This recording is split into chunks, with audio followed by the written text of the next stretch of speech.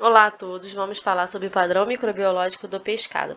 Vou mostrar para vocês, nessa aula de hoje, sobre qual é o padrão microbiológico que precisamos ali durante a análise microbiológica ter para o pescado, né? Qual é o limite permitido para determinados tipos de micro-organismos, se a gente pode ou não ter a presença de alguns micro-organismos de importância para a saúde pública. Vamos ver a presença dos bioindicadores de qualidade ali do alimento e da água. Então, nós temos, né, as bactérias de origem aquática, que tem um limite ali, né, a quantidade para causar infecção. Da mesma forma, as bactérias de origem animal humana e as bactérias mesófilas, a quantidade que elas, dentro do organismo, vão causar infecção. Variando de 10 a 6 a 10 a 8 células. Então, a gente tem os órgãos regulamentadores. A Anvisa, que cabe a regulamentação, controle e a fiscalização de produtos e serviços que envolvam risco à saúde pública, como os bens e os produtos de consumo submetidos ao controle e fiscalização sanitária. Né? Então, aqueles produtos que eles vão ser comercializados. Já o MAPA vai caber a inspeção dos alimentos exclusivamente de origem animal, tá? Bebidas em geral e vegetais in natura, tá? Então, eles estão relacionados principalmente aos de origem animal, envolvendo processamento e tudo, e de bebidas gerais e vegetais in natura. A RDC, né, é uma resolução que vai estar caminhando junto com as informações da Anvisa, tá? Mas a Anvisa também ela caminha junto com as informações do mapa. Porque eu não posso, né, colocar níveis diferenciados de limites entre Anvisa e mapa para padrões microbiológicos, já que o produto que é processado vai ser o mesmo produto que a quantidade de micro-organismos no produto processado tem que ser o mesmo do produto comercializado. Então, o que é um padrão microbiológico? É um critério que define a aceitabilidade de um lote ou processo de alimento baseado na ausência ou presença ou na concentração de micro-organismos, suas toxinas e metabólitos. Então, a gente precisa saber, né, ter um critério para aceitar ou rejeitar aquele alimento. Tá? Qual é o objetivo de estabelecermos os padrões microbiológicos para alimentos? De acordo com a RDC e a Instrução Normativa, é proteger a saúde dos consumidores, né, fornecendo padrões microbiológicos. Porque se a gente encontrar uma concentração permitida para micro-organismo, nós sabemos que aquele micro-organismo ele não vai conseguir desenvolver a doença naquela concentração, né, permitida dentro do organismo humano, tá?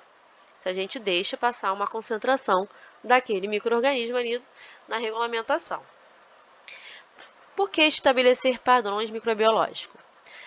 Né? Porque nós precisamos verificar a presença de micro-organismos patogênicos, níveis quantitativos de micro-organismos de interesse para verificação de higiene e viabilidade da sua aplicação das boas práticas, características intrínsecas e extrínsecas do alimento, sua forma de preparo e consumo, evidências epidemiológicas de doenças transmitidas por alimentos e probabilidade de ocorrência do micro-organismo no alimento. Para poder a gente estabelecer os padrões microbiológicos, nós precisamos saber quais são as doenças que estão sendo envolvidas naquele momento, quais são as características do alimento que pode desenvolver algum tipo de micro-organismo ali naquele alimento, qual é a população que se destina ao alimento, qual é a severidade da doença que pode aparecer ali associada ao micro-organismo, aplicabilidade de métodos de análise. Eu consigo medir, né, a presença do micro-organismo ali, tá? Se eu não consigo medir, é difícil, tem que ter ausência daquele micro-organismo.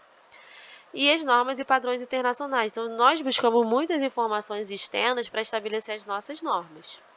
Por que a instrução normativa não estabelece padrão para coliformes A45?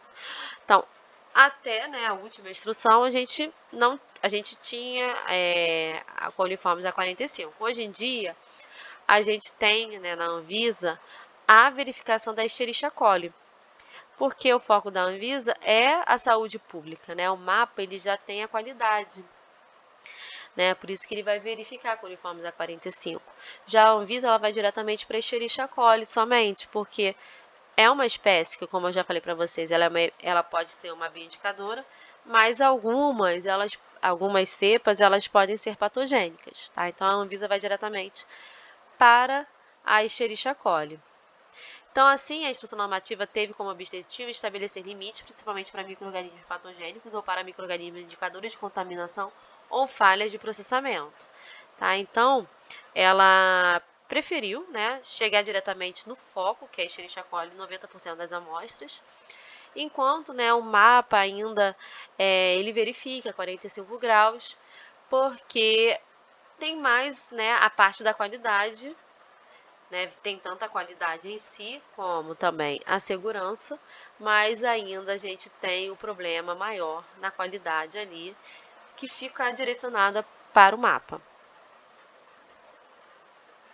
Então, a gente pode realizar determinações analíticas dos micro-organismos, suas toxinas, tá? De acordo com os métodos padronizados.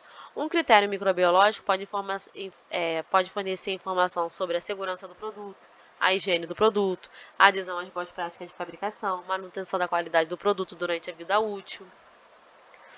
Como definir um critério microbiológico? Se é um peixe que vai ser consumido cru, ele vai ter uma análise diferenciada de um peixe que vai ser processado, tá?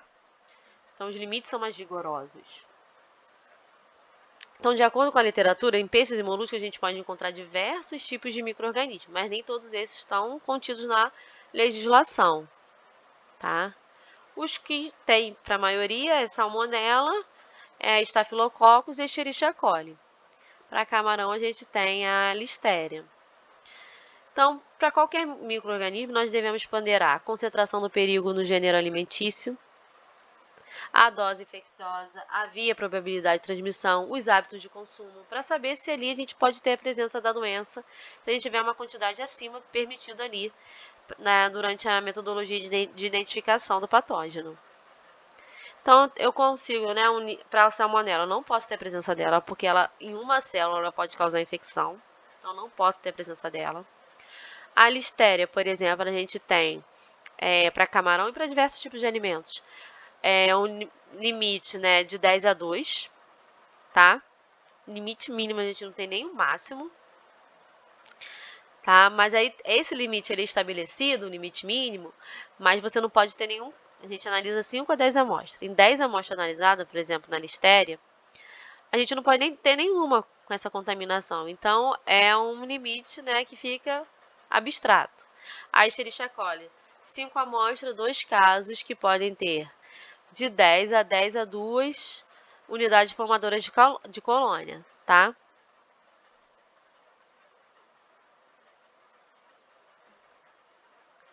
Então, o que é essencial, né? Então, por exemplo, o alimento A, o padrão estabelecido de 5 unidades à amostra do alimento, a líquida sempre vai analisar 25 gramas, sendo que nenhuma amostra pode apresentar resultado positivo. Para o alimento B, por exemplo, aqui, a listéria, né? A gente tem 10 amostras analisadas, sendo que nenhuma unidade pode apresentar resultado maior que 10 a 2. Então, a gente não pode ter resultado maior do que 10 a 2 em nenhuma amostra, tá? Nenhuma unidade amostral, tá? Para o alimento C, o padrão estabelecido deve ser coletado 5 amostras, 2 unidades amostrais podem apresentar resultado intermediário, ou seja, entre 10 e 10 a 2. E nenhuma unidade amostral pode apresentar resultado maior que 10 a 2. Então, eu posso ter 2 unidades de 10 a 2 unidades formadoras de colônia, mas nenhuma acima de 10 a 2. Então, são feitas perguntas para a gente saber se a gente aceita o alimento ou não, tá? Testou o alimento, né? Ele foi positivo na classificação, aqui nas análises, então ele é considerado satisfatório. Senão, ele vai ser inaceitável, tá? A gente tem uma diferença, né, que eu não vou entrar em tantos detalhes, mas, por exemplo, o plano de duas classes, nós podemos ter o aceitável também incluído. Desculpa, de 3 classes, nós podemos ter o aceitável também incluído, tá? Tá certo? Mas esse plano de 3 classes é mais para a parte dos bioindicadores, não tanto para os patogênicos. O de 2 classes, né, a gente tem satisfatório e não satisfatório, tá? Então, para salmonela, a gente tem satisfatório ou não satisfatório. É sim ou não. Não pode ter a presença. É sim ou não. Tá?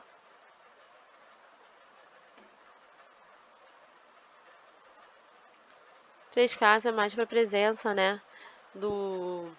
Então, ó, plano de amostragem para duas classes. Salmonela. Satisfatório se a presença da salmonela for detectado, né? Em nenhuma amostra. Não satisfatório se for detectado em mais de uma amostra, né? Que o critério é zero. Para a Escherichia coli, né? A gente tem, né? A presença dela ali também na análise. Deixa eu ver se aqui a gente trouxe ela. Trouxe. Na análise. Ela pode servir também como três classes, junto com os outros bioindicadores. Né? A Escherichia coli, número de colônias aeróbias do processo de produção de carne picada. Ela pode ter o satisfatório e o aceitável, né? Em uma amostra contaminada, ela gerar de 4 a 40 unidades formadoras de colônia, tá? Porque a gente tem um critério aqui que em duas amostras a gente tem de 10 a 10 a 2, né? Mas se a gente encontrar realmente em uma amostra até 40 unidades formadoras de colônia, a gente classifica como aceitável. Né? Se a gente encontrar, por exemplo, em duas amostras, 20 unidades formadoras de colônia a 40, aceitável. Satisfatório e não satisfatório quando a gente não encontra, né, a contaminação. Tá? Satisfatório e não satisfatório. Quando é zero, a gente não encontra em nenhuma das amostras a contaminação. Tá? Ou é muito baixa a contaminação de Escherichia coli. Aí, se tem um porém, a gente já considera como aceitável e vai para frente, tá? Então, a gente tem vários tipos de preparação do pescado. Cru, destinado a ser consumido cozinhado. Cru, destinado a ser consumido cru. Transformado, pronto para comer. Transformado, destinado a ser consumido cozinhado. Cozinhado, adicionado de ingredientes. Por isso, tudo vai estar tudo ali na legislação para a gente conhecer os níveis permitidos de micro-organismo, tá? Quando der não satisfatório, tem que ter medidas corretivas, né? Não satisfatório, muitas vezes, para muitos, vai precisar realmente descartar logo, né? 90%. Então, a gente não, ó, de acordo com a União Europeia, a salmonela não pode ser detectada, estafilococcus é muito parecido com o nosso, coliformes também, os aeróbios, a gente se utiliza na literatura sempre da legislação internacional para aeróbios, tá? Então, para o produto inteiro tem uma diferença para produtos descascados, tá? Do limite permitido dos aeróbios, para carne de caranguejo também, tá? Para molusco bivalves também. Tudo vai diferenciando. Isso aqui é uma legislação antiga, tá? Mas que muito ainda se parece, né, na parte.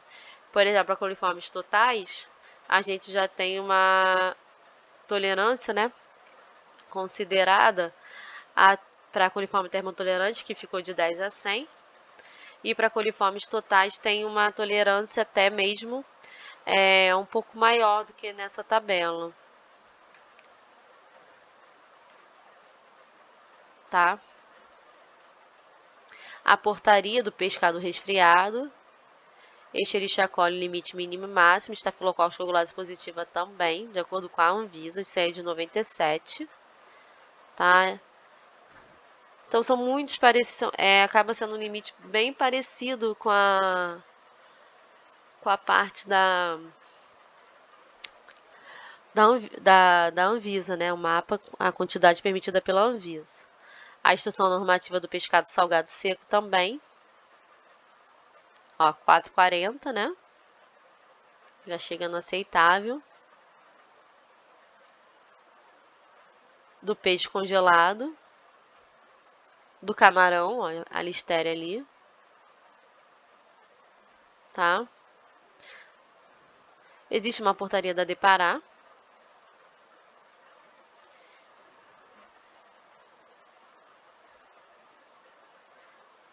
também tem seus limites.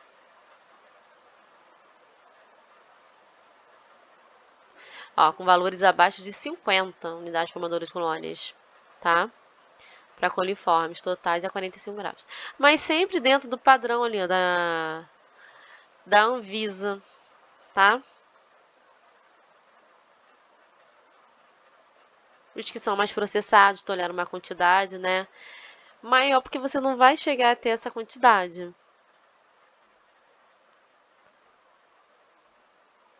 Ó, os crus a quantidade menor.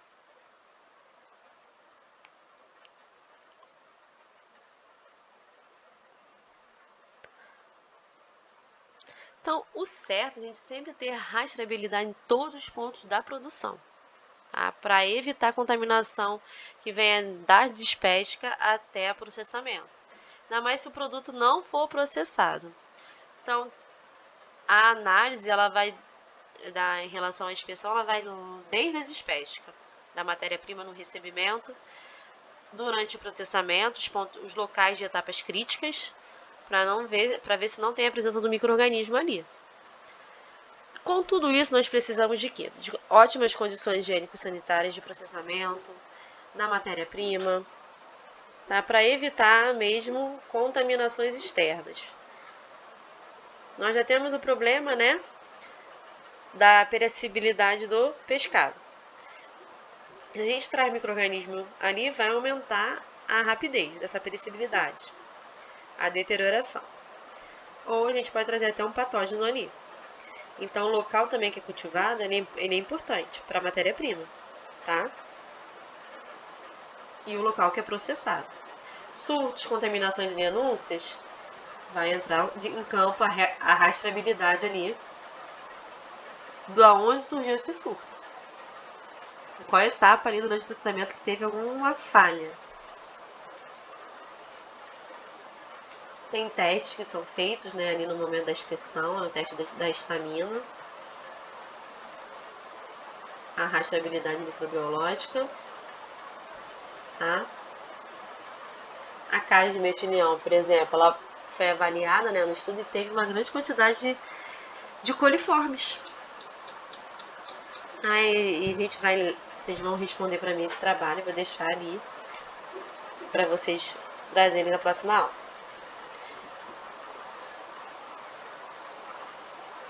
Aí a gente acaba comentando desse também, desses dois. Esse estudo de caso vocês também podem estar estudando para a próxima aula. E a gente comenta desse e desse. Tchau, tchau.